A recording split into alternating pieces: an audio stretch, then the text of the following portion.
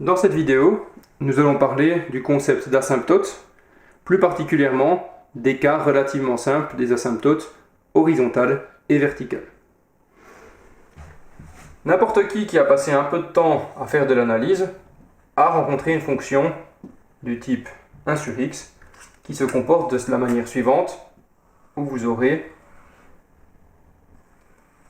des morceaux de courbe disjoints qui semblent à long terme suivre des droites. Ici, cette fonction, autour de l'axe des y, semble venir s'écraser sur ce dernier sans jamais l'atteindre. Et pareil, pour les grandes valeurs de x, aussi bien positives que négatives, la courbe semble suivre ces droites sans jamais les atteindre. On appellera une telle droite une asymptote horizontale et celle-ci une asymptote verticale. Qu'en est-il? Prenons la fonction qui a été représentée ici, ou en tout cas la fonction type qui ressemble à cela. F de x est égal à 1 sur x.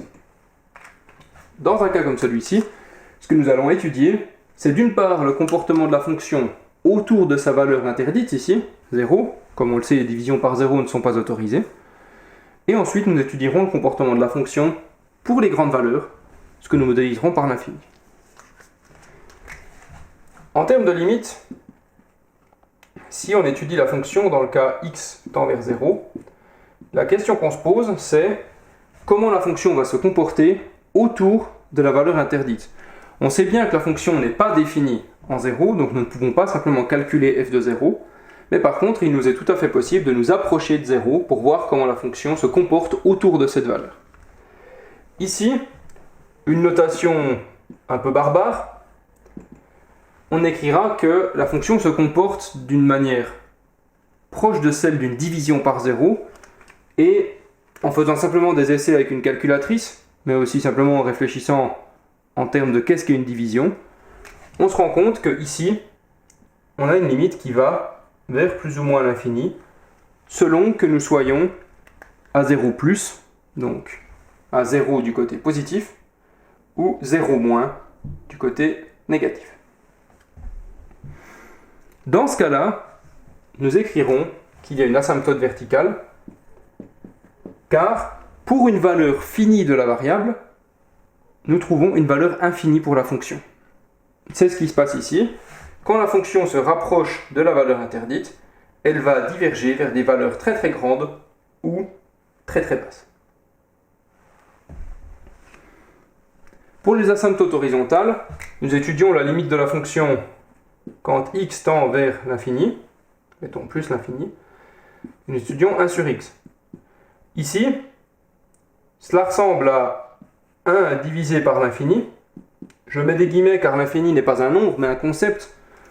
Par l'infini, ici, on entend simplement un nombre très grand, mais vraiment très grand, pour connaître le comportement de la fonction pour les valeurs qui sont très très éloignées de l'origine, pour les grandes valeurs. Ici, l'idée est assez simple. Si on divise un nombre fini comme 1 par une valeur extrêmement grande, imaginons 1 milliard, 100 milliards, alors il est assez aisé de se rendre compte que ce nombre va se rapprocher de 0. Plus on divise 1 par un nombre qui est grand, plus on se rapprochera de 0, et donc nous dirons que cette limite tend vers 0. Dans ce cas-là, on se trouve dans la situation où pour des valeurs de x qui deviennent de plus en plus grandes, la fonction se rapproche de plus en plus de la valeur 0. Ici, nous parlerons donc d'une asymptote horizontale, parce que la fonction, à long terme, tend vers une valeur constante, ici 0. Une réflexion tout à fait similaire peut être faite pour moins l'infini, pour le cas de cette fonction. Évidemment, il existe des fonctions qui vont avoir des limites différentes. Par exemple, citons-en d'autres. Si je calcule la limite à l'infini de la fonction x divisé par x moins 1, alors ici nous avons un cas du type infini sur infini, et nous devons faire preuve d'astuce. Il en existe deux.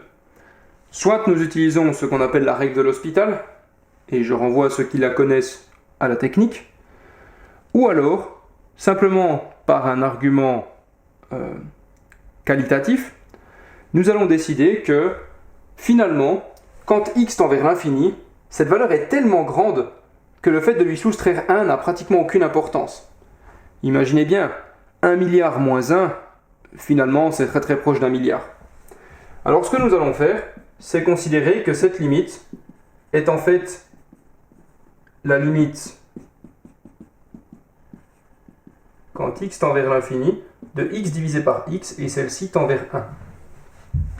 Cela signifie que, à l'infini, cette fonction va se rapprocher de la valeur 1, x égale à 1. Non, y égale à 1, pardon.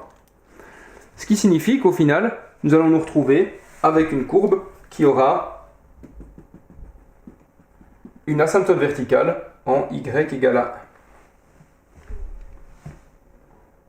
1. Autre exemple, si nous avons une fonction comme celle-ci,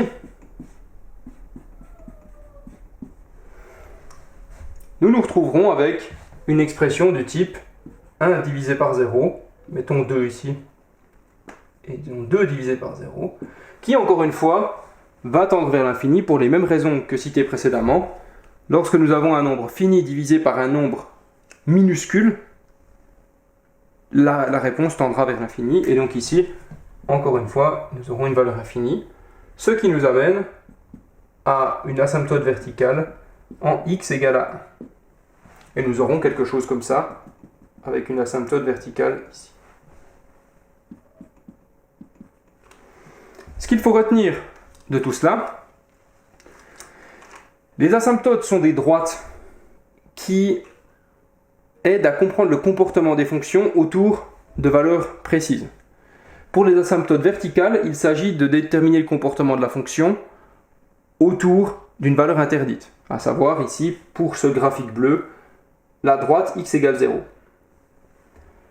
Les asymptotes horizontales sont en général là pour décrire le comportement de la fonction pour les très grandes valeurs, que ce soit très grandes valeurs positives ou les très grandes valeurs négatives. L'objectif de ces droites est de faciliter le dessin de la courbe et d'en donner le comportement à long terme. Enfin, il existe évidemment tout un tas d'astuces dans le calcul de limites, mais ce n'est pas le propos de cette vidéo.